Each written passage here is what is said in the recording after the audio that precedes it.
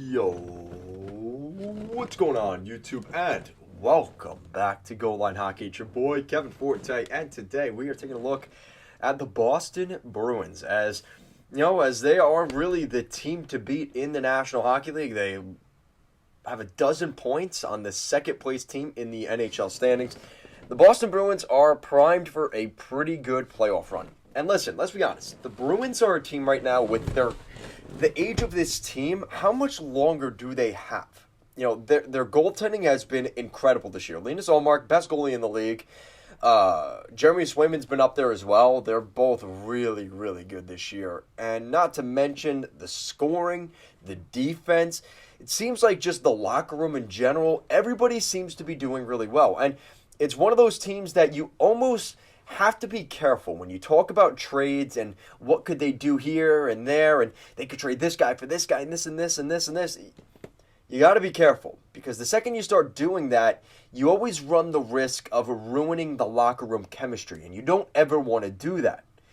So what could the Boston Bruins do here at this year's deadline with adding to their team without making a rift in the locker room and making things more difficult? How can they do that? We're going to take a look at that today. So we're going to start off with what do the Boston Bruins seem to be looking for at this deadline. And there's two specific things. Another top six scorer. It's not like they have enough of those guys, and Jake DeBrusk or Taylor Hall or David Pastrnak or Brad Marchand, or who else is on this team? I mean, I just named off 5 or 6 guys. Charlie Coyle, Nick Foligno, Pavel Zacha, Craig Smith, Trent Frederick, who's actually gotten his 11th goal the other day. So they're not necessarily lacking in that department, but so be it. They seem to be interested in adding those players. There's a couple guys they've been tied to. They also seem to be looking at depth defensemen. So in terms of top 6 scorers, who could they be looking at in particular? I was able to come up with 3 names in particular. First one is Timo Meier of the Sharks. This is a guy that is a really good player. I think this is a guy that if you really want to talk about, honestly being a good fit for the Bruins, I mean, Timo Meier is in that category. What I think I like about Timo Meier a lot is the fact that he can come out there and really kind of set the tempo. This is a guy that Timo Meier can score goals, and he's not afraid to get in front of the net and get a little bit gritty. But the problem with Meier is you kind of have that a little bit already in Marchand, in Krejci, in Charlie Coyle. Like, it's not that he's, again, it's adding to what you already have in that sense, but you don't completely need that, right? The other guy is Patrick Kane. I mean, generational talent. I think it's pretty self-explanatory to see a reason why he could end up getting traded there. I mean, he won a cup there in 2011. Ooh. I didn't want to bring that up, but I just did. So, yeah, that's where we're at. So, Patrick Kane's name, I think, is a great fit, honestly, for the Boston Bruins. And the other one, funny enough, too, is the Vancouver Canucks' Bo Horvat. How would Canucks fans feel about that? The idea of their captain going to the Boston Bruins. I'm sure they wouldn't be too thrilled about that, but it would be kind of funny, wouldn't it? So Bo Horvat's name has been thrown out there as well. On the back end, as terms of depth defensemen, I was able to come with 2 different names. Jake McCabe of the Chicago Blackhawks and Scott Mayfield of the New York Islanders. Both of these guys, I think, are pretty good talents in their own right. I think they're definitely more of that depth defensive role guy that's, not necessarily even a great skater, but can penalty kill and just add some depth to our blue line for a playoff run. That's kind of what you're looking at. That's kind of where I think the Bruins have suffered the last 2 years, is that depth. That's why they went out and picked up a Lindholm and some of those other defensemen they've been picking up recently, like Forbert. They're trying to rebuild that team on the fly on the back end. And if you add guys like McCabe and Mayfield, honestly, I think those are some pretty good assets. Now, here is the list of assets I was able to come up with for the Boston Bruins going into this deadline. This year's and next year's first-round picks, this year's and next year's third-round picks. They do not have their second-round pick this year or next year, so those are out of the cards. In terms of prospects, you've got Fabian Lysell, who has been the big name in terms of a maybe big trade. He could be on his way out. John Beecher, who has not really done that well this season here for the Boston Bruins. And a couple of goalie prospects, because this is a team that, with Ullmark and Swayman, unless one of those guys gets traded out, I think they have some younger goalies that are expendable. Brandon Bussey has actually played quite well in Providence and with the Maine Mariners. And same thing for Mikey DiPietro, who came over from Vancouver earlier this year. I think both of those guys could eventually become expendable here, whether it's this year or next, because of the Bruins' goalie tandem with Swayman and Ullmark. Now, will they be able to keep that tandem together for much longer?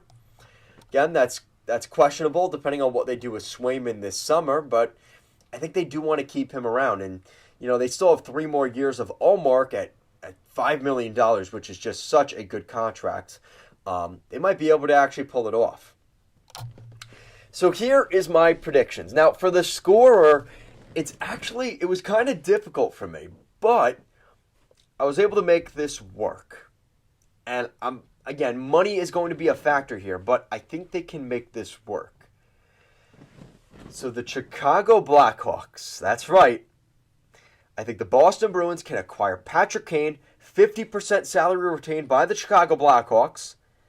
In exchange, the Chicago Blackhawks acquire defenseman Mike Riley with 2 years left at $3 million per season on his contract.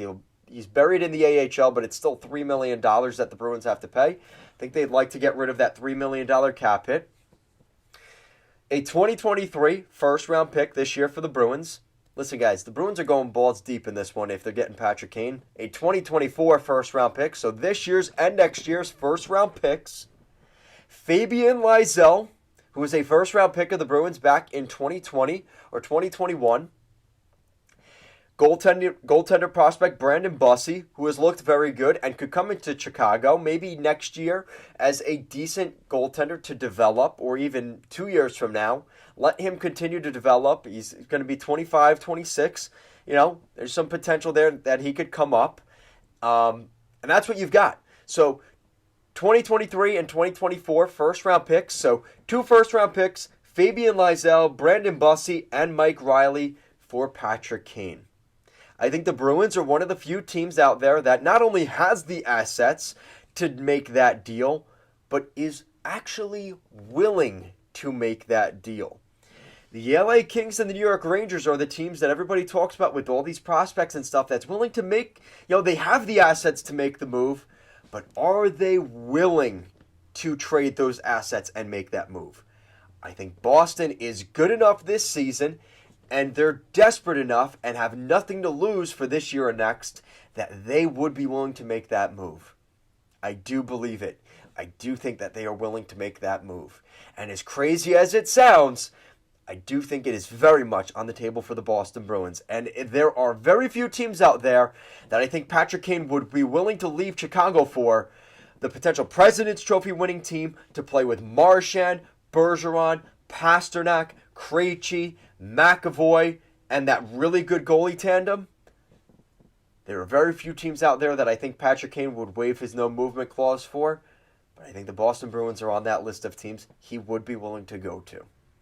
I think Patrick Kane to the Boston Bruins is a real thing and is something we should definitely be promoting here in the media, because I think it is very much a reality. I think Don Sweeney and the Boston Bruins have built a juggernaut this season. They were able to do the right things the last 2 years in the offseason, rebuilding that goaltending tandem, rebuilding the blue line. I'll be the first one to tell you, I gave criticism when they brought in Craig Smith, when they brought in Taylor Hall, when they re-signed Jake DeBrusk, when they brought in Linus Ullmark and kept Jeremy Swayman and did everything they did. I was the first to criticize them, and Derek Forbert.